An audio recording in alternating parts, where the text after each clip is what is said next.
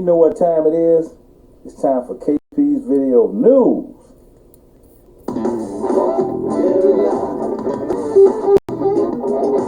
KP's Video News, y'all. KP's Video News, y'all. KP's Video News, y'all. Right. All right, folks. How's it going? How's everything going today, people? And hope you enjoyed your Juneteenth holidays. Yep. Juneteenth is every day when you're black in America. That's right, folks. I mean, all this stuff goes back a long ways, man. I mean, you know, and just dealing with issues in this country. I'm telling you now, I'm gonna start off with this story about Jack Johnson, and it's for all you young people that don't know who Jack Johnson is. Who Jack Johnson was. He was the first black heavyweight champion of the United States, and so when they had a boxing match, and it was like boxing and race when Jack Johnson beat the Great White Hope.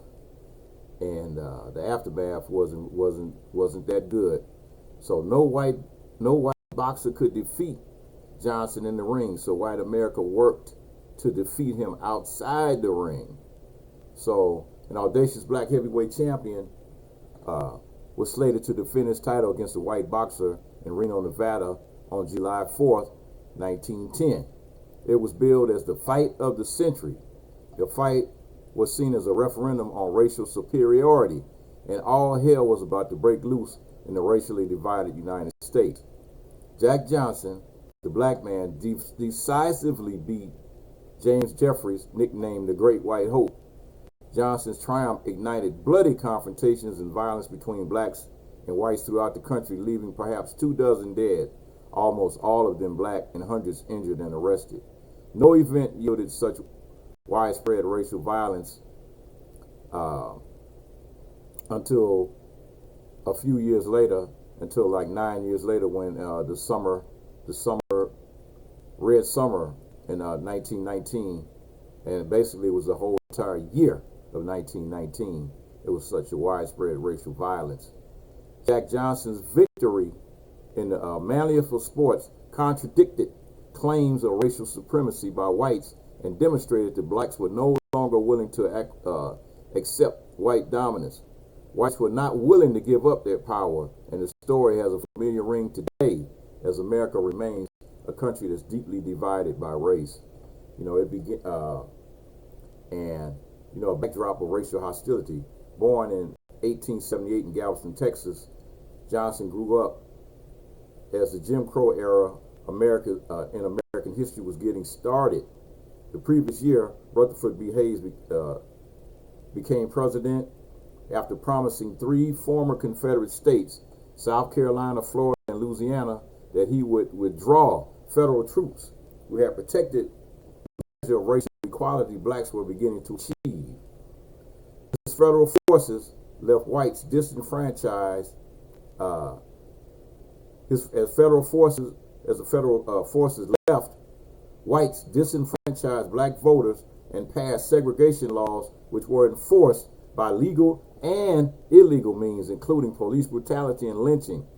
Journalists, too, sought to maintain social order by preserving myths about white supremacy.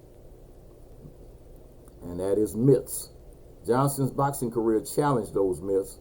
He dispatched one white fighter after another and taunted both the fighter and the crowd. He was brash and arrogant and made no attempt to show any deference to whites. He sped through towns in flashy cars, wore expensive clothes, spent his time with gamblers and prostitutes, and dared people to say anything about it. He dated white women, which a black sociologist and commentator W.B. Du Bois considered unnecessarily alienating acts. Setting up a racial debate.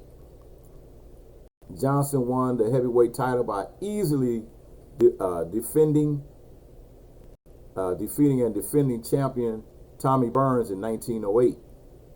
Novelist Jack London, writing in the New York Herald, wrote about Johnson's hopeless slaughter of Burns, and like other journalists, called on former James Jeffries to come out of retirement and wipe that smile off Johnson's face. Jeffries announced to the world that he would reclaim the heavyweight championship for the white race. He became the great white hope. The Chicago Defender, a black newspaper, said Jeffries and Johnson would settle the mooted question of supremacy.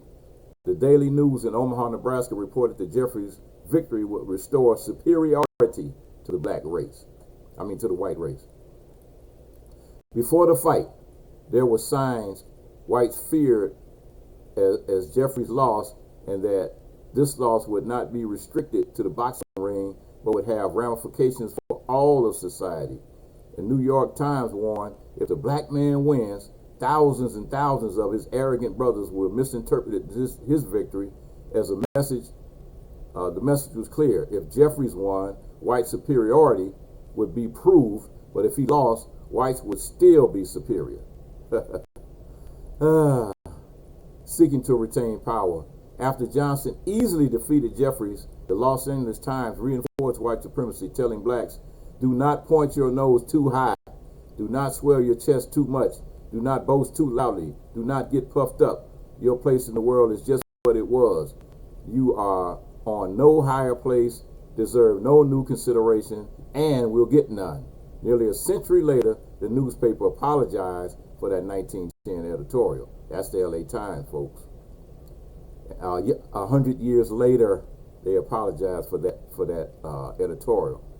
In response to the violence, many cities forbade a film of the fight to be shown in theaters.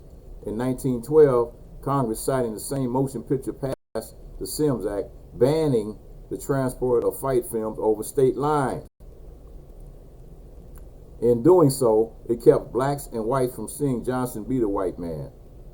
Historian Jeffrey Salmon said, in many ways, Johnson represented one bad brother that whites were so willing to parade as an example of why blacks must be kept in their place.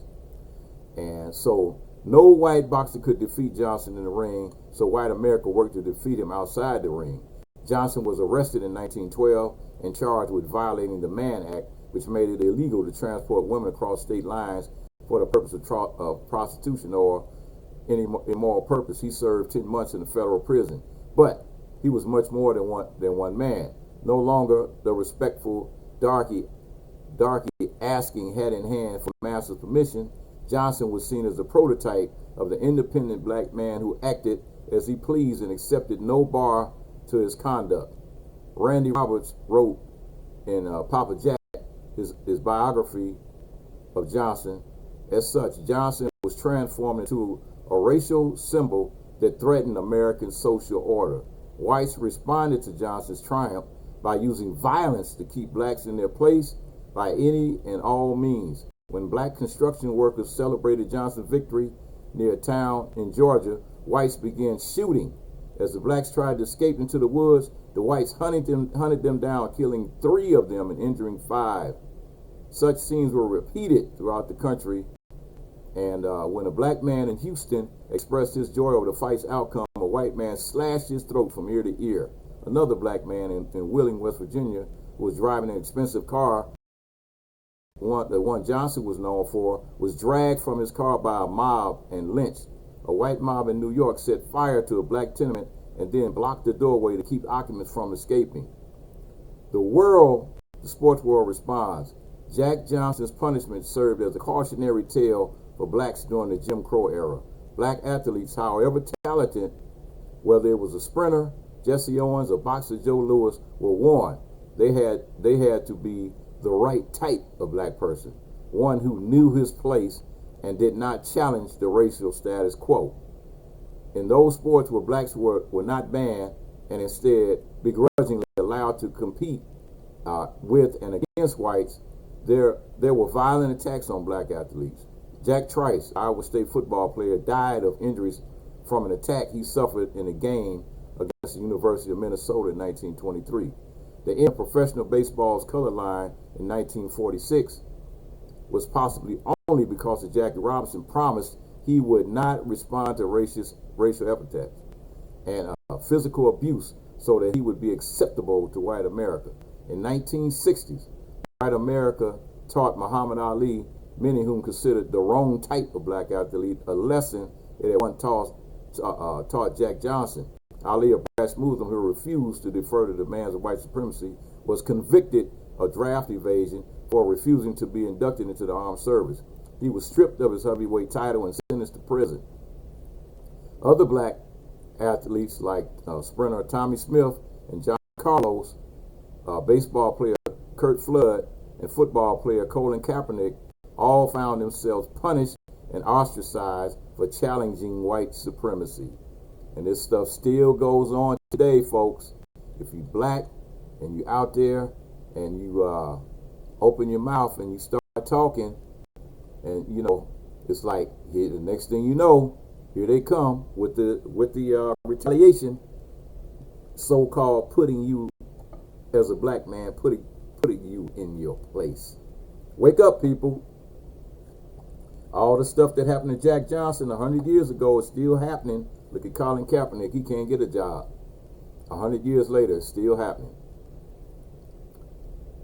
It's on to the next story. It's a Chicago man who was stopped 60 times by the police in Chicago due to mistaken identity.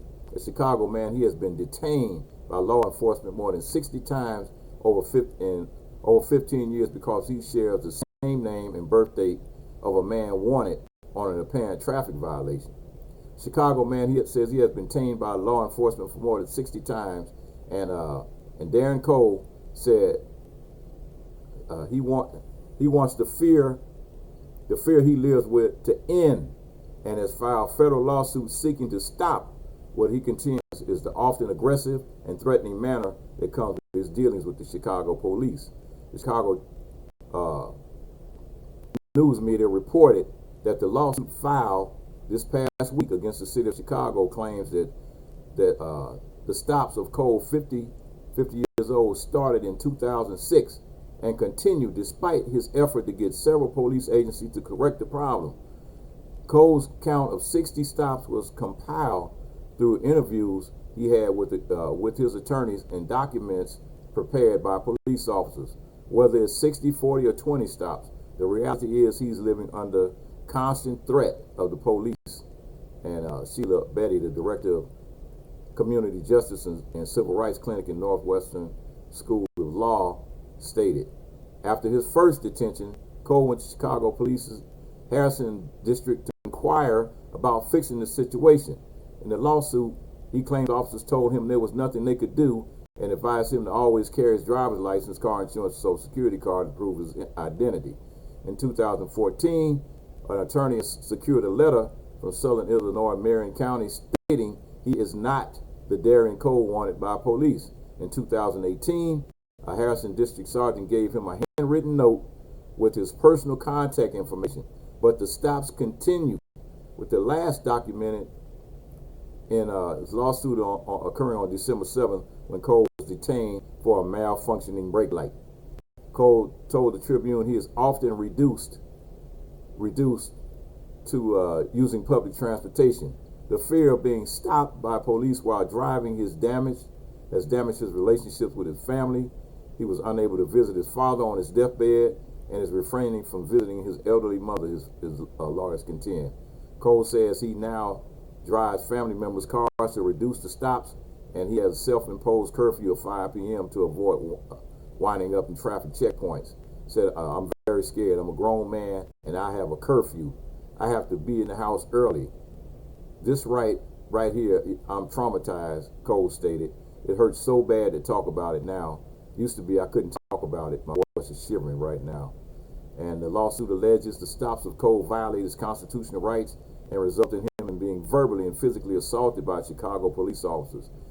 It claims he has been punched in the face, handcuffed, forced against the hood of police squad cars, and had guns pointed at him.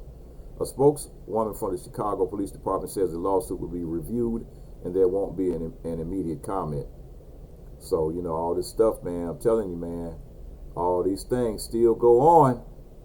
And I'm going to probably end it with this one. You got a Boston police officer produce phony arrest report. This is a new story in a plot to help his best friend's brother. So, I'm going to say that again. A police officer in Boston unlawfully created a fake police report as part of a scheme to help a friend's brother avoid losing his job as Massachusetts-based Transportation Authority bus driver. The State Ethics Committee announced in a public education letter published Wednesday. According to the commission, 25-year veteran of the Boston Police Department, James Clark violated the Massachusetts conflict of interest law when he provided his best friend's brother, referred to the letter of the pseudonym John Smith, with a detailed criminal complaint falsely claiming that Smith had been arrested on July 4th, 2016 for assault and battery. At the time, Smith was under a last chance agreement with the MBTA under which he was subject to immediate discharge if he violated any of the department's attendance policies. After oversleeping and missing his shift on July 4, 2016, Smith asked Clark for some kind of proof to explain his absence. The public education letter stated Smith allegedly told Clark that he needed his help because Smith had stayed out all night and told his girlfriend that he had been arrested. The letter says Clark, after much prodding, agreed to falsify a paper complaint. The complaint used a fake address for the place the offense allegedly occurred and named Smith's ex-girlfriend as the alleged victim, the state's ethics commission stated. The next week, Smith allegedly presented the phony criminal complaint to his supervisors at the MBTA to explain his absence. He was granted a short-lived abeyance of discipline, and a week later, MBTA officials learned that no charges had been filed against Smith, according to the public education letter. Smith chose to resign instead of being terminated, admitting that he had actually overslept and telling officials that he had obtained a false complaint from Clark in the process, and the letter continues. And the Massachusetts conflict of interest law forbids municipal employees from using their public positions to secure privileges or benefits of value for themselves or others. The sole legitimate use of a criminal complaint application is to document and present to the court information regarding potential criminal activity. You, by contrast, used the application to fabricate an alibi for a friend. The unwarranted privilege you secured for Smith was a substantial value. The application falsely reported his arrest was in fact substantially valuable to Smith, as he intended to use it to maintain his paid employment with the MBTA. Even if you were unaware of Smith's true intent, even if you believe, as you to use the application to deceive his girlfriend regarding his whereabouts and to avoid or dissolve a domestic problem, you had reason to know, given the urgency and persistence to which he requested it, that the application was of substantial value to Smith. The commission resolved the allegations against Clark with the issuance of Wednesday's letter and determined that public interest would be better served by publicly discussing the application of the conflict of interest to law's alleged actions. The commission expects that the letter will provide public employees of similar circumstances with a clear understanding of how to comply with the law.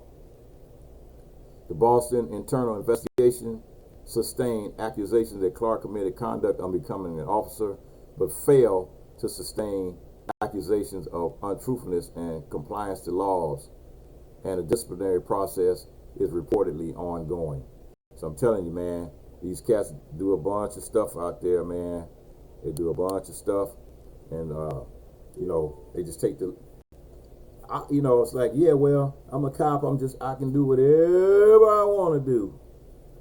I don't have to follow the law. This time he got caught up because he tried to falsify some paperwork for a friend. I'm telling you, man, this whole situation, they need to get rid of that immunity for these cops, man, when they be out there perpetrating crimes. They need to totally get rid of it. And you know what time it is? KP's Video News, y'all. KP's Video News.